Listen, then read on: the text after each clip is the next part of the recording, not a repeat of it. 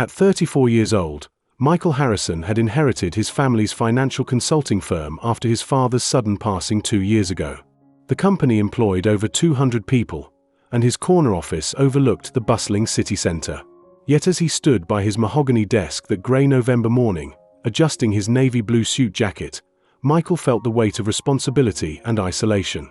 Since taking over the business, he had thrown himself into work, barely taking time for relationships or personal life. The grand office that his father had built felt more like a burden than an achievement. Persian rugs, oil paintings, and shelves lined with his father's awards reminded him daily of the legacy he struggled to live up to. The silence that had settled into his life felt heavier each passing month. That morning, William made an unusual decision.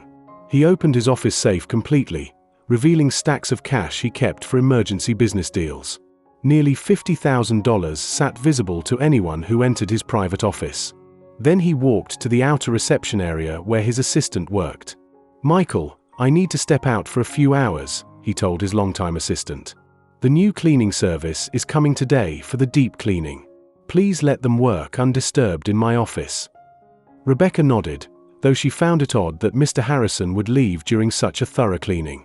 She had worked for the Harrison family business for 8 years, first with his father and now with him, and knew their careful habits well. An hour later, Sarah Mitchell arrived with her cleaning supplies. At 28, she had the kind of natural beauty that needed no enhancement. Her blonde hair was pulled back in a practical ponytail, and she wore a simple blue dress with white lace trim that she had sewn herself. It was professional yet feminine, a reminder of the seamstress skills her grandmother had taught her years ago. Sarah had started her cleaning business 6 months ago after losing her job at the textile factory. Supporting her elderly mother and saving for her younger brother's college tuition left little room for luxuries, but she took pride in her work and treated every client's space with respect. When she entered William's office, her breath caught. The room spoke of success and refinement, but also of loneliness. Family photos sat dusty on the credenza, and the leather chair behind the desk looked worn from long, solitary hours. Then she saw the open safe. Sarah stopped cleaning and stared at the money. More cash than she had ever seen in one place. Her mind raced with possibilities. Her mother needed surgery that insurance would not fully cover. Her brother's acceptance letter to engineering school sat at home with a tuition bill that seemed impossible to meet. For a long moment, Sarah stood perfectly still. She thought of her grandmother's voice. "Character is what you do when nobody is watching, dear one." Sarah closed the safe door gently, then continued cleaning around it as if she had seen nothing unusual. 3 hours later, Michael returned to find his office immaculate. Every surface gleamed, the windows sparkled, and the air smelled of lemon oil and fresh flowers. Sarah was packing her supplies in the hallway. "Excuse me," Michael called softly. Sarah turned, her blue eyes meeting his grey ones. "Yes, sir. I hope everything meets your satisfaction." "It does. Tell me, did you go into my office?" "Yes, sir. I cleaned every surface as requested." Michael's heart raced. "And did you notice anything unusual?" Sarah paused, choosing her words carefully. "I noticed you have a beautiful office, sir. And I noticed that your family photos could use more frequent dusting. They are clearly precious to you." Michael felt something shift in his chest. This young woman had seen his test, had walked past temptation, and chosen to speak of family and care instead. "What is your name?" he asked gently. "Sarah Mitchell, sir." "Sarah, would you mind sitting down for a moment?" Confused but polite, Sarah set down her supplies and took the chair across from Michael's desk. He sat down slowly, suddenly looking older than his 34 years. "I need to tell you something," Michael began. "I left my safe open deliberately today. It contained $50,000 in cash." Sarah's eyes widened, but she remained silent. "I have been working alone for a long time," Michael continued, his voice growing softer.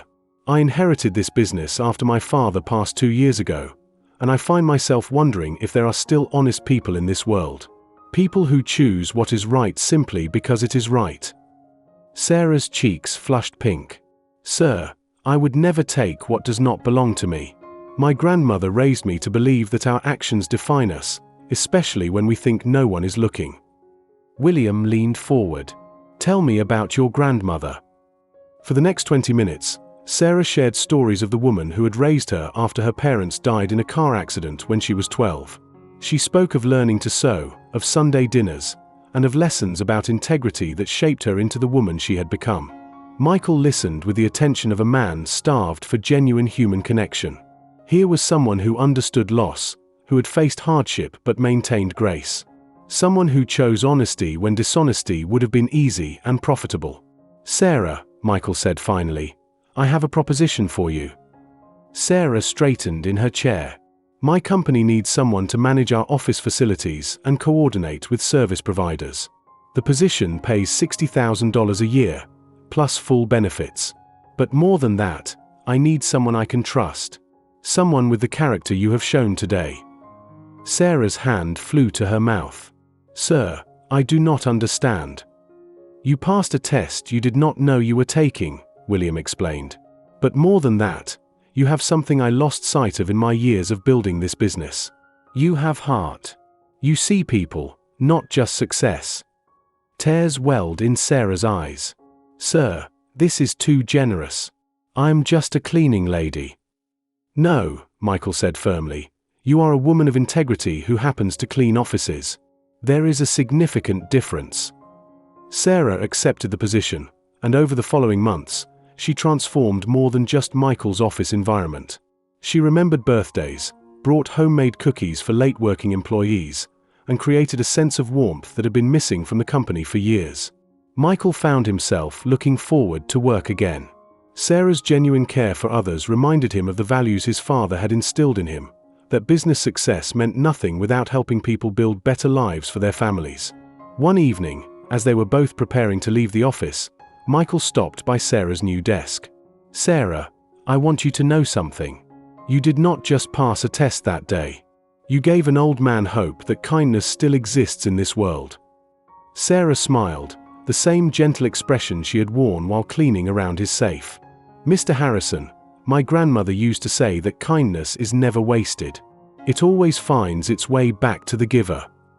Michael nodded, understanding now that his test had taught him far more than it had revealed about Sarah. Sometimes the greatest treasures in life cannot be locked in safes. They walk into our lives wearing simple blue dresses, carrying cleaning supplies, and reminding us that character matters more than cash. As they walked to the elevator together, Michael realized that his office no longer felt like a burden. It felt like home again, filled not with the echo of his father's achievements, but with the promise of shared tomorrows built on trust, respect, and the simple human kindness that makes all success meaningful. The test was over, but the friendship that began that November day proved to be the most valuable investment Michael Harrison had ever made.